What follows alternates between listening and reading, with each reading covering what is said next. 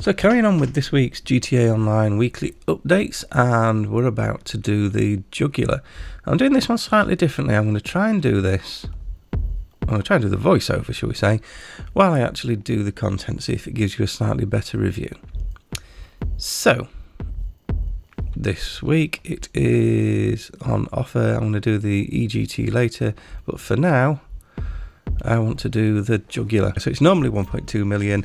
At the minute, we're going to get it for 900,000. I think this is going to be a bargain. I've only driven this once, and that was when it was the salvage yard robbery. And I remember liking it. So let's have a look. So you can see I'm in my auto shop. Let's get it delivered here. We'll see what we can do with this thing. And there it is. What a beauty. So this is based on the Jaguar XF, and you know what? Even out of the box, that looks pretty good. I actually don't know how much I'm going to need to do to this. So let's have a look. Let's get it customised and see what we can do with it. It definitely needs new wheels, definitely. So armour, we're going to max that. Brakes, max that. Bumpers, a couple of splitter options. Do quite like it with the exposed intercooler. Let's go with that. Yeah, I quite like that rear carbon lip. Engine max. Exhaust, I think will be stock because we're gonna want it all one colour. Well, I'm gonna want it all one colour. Quite like the painted. Let's have that painted. Hood, now I actually quite like the one that's on it. I can't believe that's the stock hood. Bad, not bad, no, maybe. Do you know what? I think I'm going to go stock. Clown horn, obviously. Lights, let's put the xenon lights on there. I don't fancy a neon kit. I know the neon kits do lower the centre of gravity, but I don't think all cars suit it. Let's have a look at the liveries. I doubt I'm going to want one, but let's have a look. That's actually not bad. Ooh, that one's not bad. I'm not doing it though.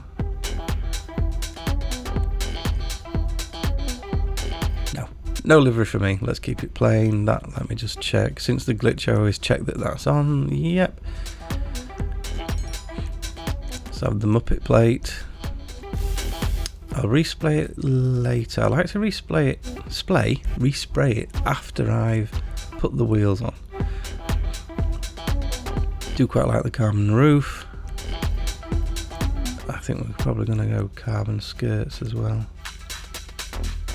Spoiler, again, I quite like that one. Oh, that's a bit more standard. So the customization is pretty good on this so far. But, you know, as it arrives, I actually quite like it as it arrives, to be fair. Yep, stock wing, I think. Suspension. Oh, yeah.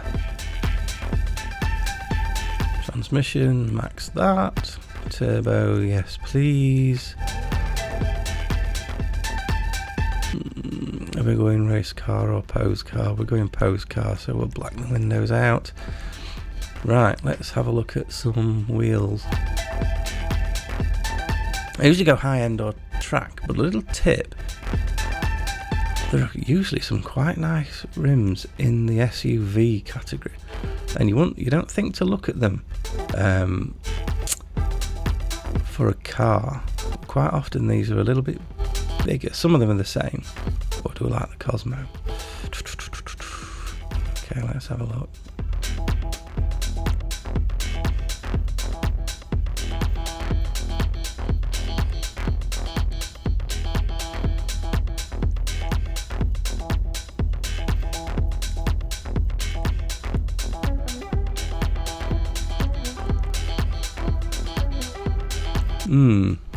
I quite like those. Do you know what? Yeah, we'll go for those. And tyres, obviously bulletproof. Let's just see what that looks like on there. I think that quite suits it actually. I think we'll have the custom tyres on this one. Right, let's pick a colour. Let's just check what the secondary colour does first. Oh, just the inside of the grille so far. Yeah, because I didn't select secondary for anything, so it's just the inside of the grille, which, you know, is that, what do we think to chrome for the grille? Right, I'll come back to that. Let's see what we want to do with the main car. I think this needs a metallic. I think it needs something quite bright. Ooh, although...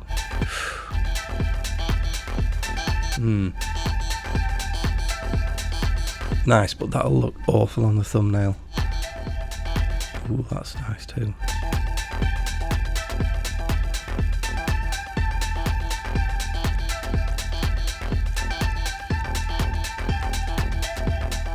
I am a sucker for an ultra blue car. I've got plenty of those. Let's have a flick through, see what we like.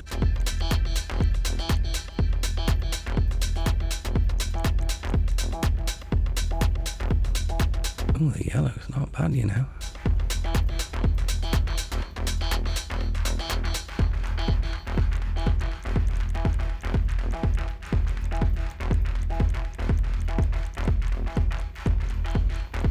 Right, decision made.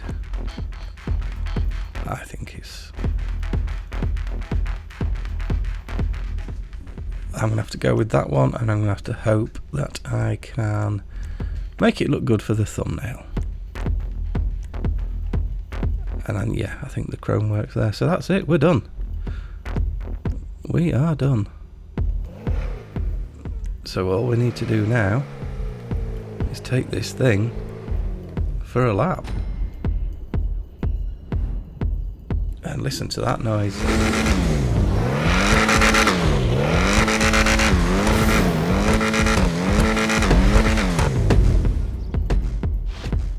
And off we go. So first thing about this car is the noise. This is one of the best sounding cars in the game.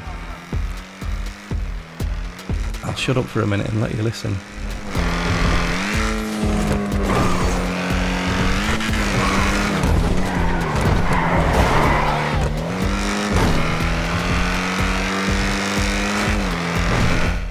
So, first impressions. I love this thing already.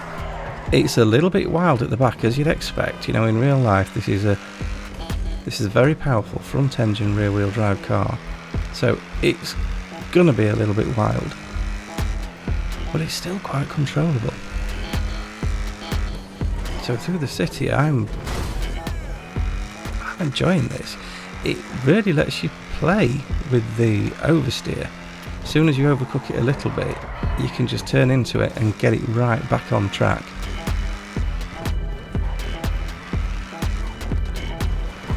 So while we get up to speed on the freeway, let's just go over some of the cars that we've already got reviews for that are on offer this week. You've got the podium vehicle, which is the Jester Classic, which is a fabulous looking car. If you're into your movie cars, you've got two that you can make from Fast and the Furious, but even if you're not, it's still a great tuner's car. Decent customization, looks fabulous, looks really realistic compared to the real thing. You've got the Wagner, which I've already talked about in the last video. That's the that's the LS Car Meet Prize Ride this week.